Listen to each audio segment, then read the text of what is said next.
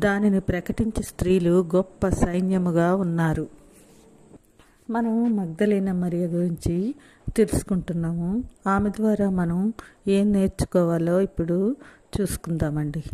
క్రైస్తవ స్త్రీలు చేసే ప్రకటన పనిని యెహోవా ఖచ్చితంగా ఆశీర్వదిస్తారు.